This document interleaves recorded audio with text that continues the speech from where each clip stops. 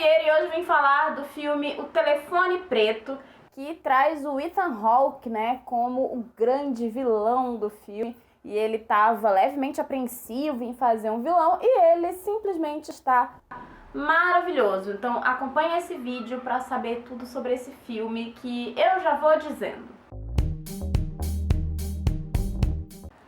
Eu gostei bastante.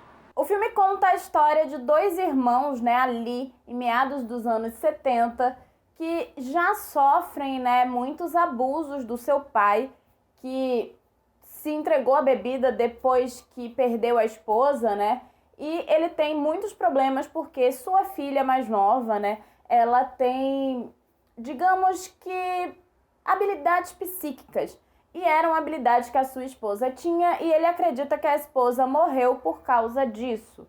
Então ele odeia tudo que tem a ver com isso e a menina ela tem sonhos e ele fica muito revoltado e ele é extremamente abusivo com os dois filhos. E aí a gente tem, né, essa menina que é super corajosa e que enfrenta as coisas na escola, ao mesmo tempo que a gente tem o irmão mais velho dela que sofre muito bullying e que nunca reage, sabe? Ele tá sempre ali tentando se esconder das pessoas.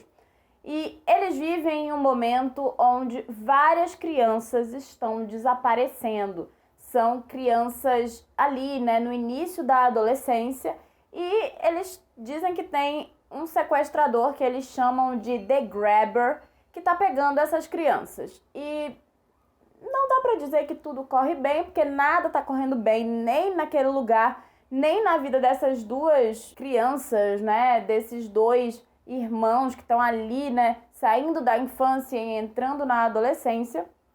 Só que um dia, ele, o Finney, ele é pego pelo sequestrador, né? Pelo The Grabber. E a partir daí a gente vai realmente entender um pouco mais o que está acontecendo com as crianças desaparecidas.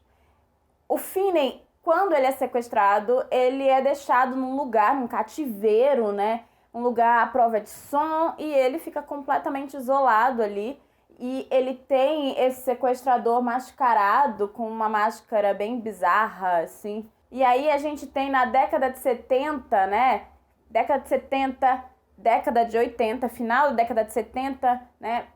E início da década de 80 ali, toda essa proliferação de filmes slasher e os vilões, né, os assassinos dos filmes de slasher, eles usam, olha só, máscaras, né? Máscaras meio sinistras, estranhas. A gente tem, né, a figura, né, do Jason, a gente tem a figura do Michael Myers. Então é interessante que em plena década de 70 a gente tenha o vilão desse filme sendo um homem mascarado, tá? E que sequestra crianças. A motivação desse homem, a gente não tem ela muito clara, mas ele pega o menino e ele deixa ele preso ali naquele lugar, basicamente sem nada, só com uma cama, uma privada e um telefone que está desconectado.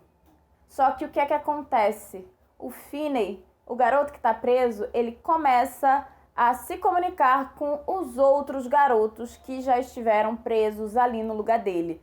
E a partir daí ele vai tentar, né, enfim, sobreviver, sair, escapar daquela prisão, né, escapar do lugar que ele tá e vencer, digamos assim, o vilão, o The Grabber. E ao mesmo tempo que ele tá ali tentando lutar pela própria vida, a irmã dele está tentando utilizar os próprios sonhos, né, as premonições que ela tem, as visões que ela tem para ajudar o irmão. E é assim que o filme vai se desenvolvendo. Não é um filme que tem muito susto e eu não acho que ele precisa ter muito susto.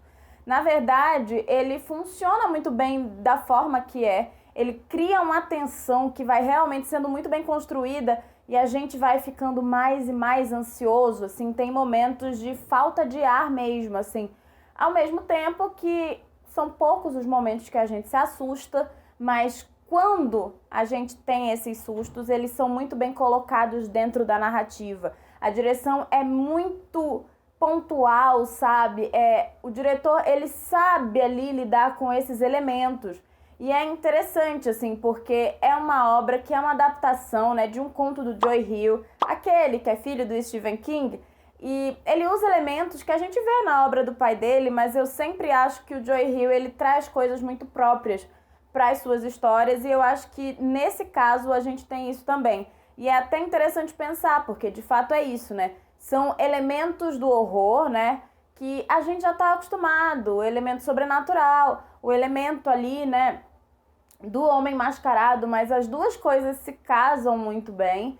E eu acho que a direção conduz isso de uma maneira muito interessante. Inclusive, assim, a gente tem uns momentos de muita tensão que são quebrados por alguns momentos bem engraçados e leves com a menina, sabe? Ela é bem fofa. E eu acho que é isso. A gente tem dois atores ali, dois adolescentes, duas crianças, que estão em um momento extremamente carismático, né? Eles têm uma interpretação carismática.